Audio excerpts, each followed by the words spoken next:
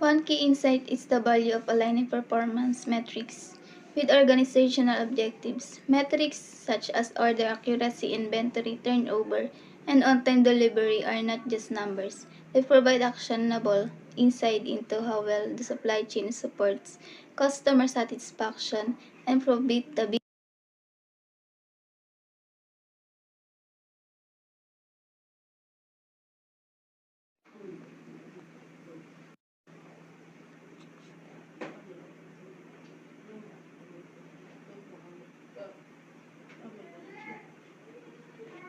Another important reflection is the role of these metrics in identifying areas for improvement. Metrics like lead time, cost per order, and supply chain cycle time help pinpoint efficiencies and enabling data-driven decisions to optimize processes.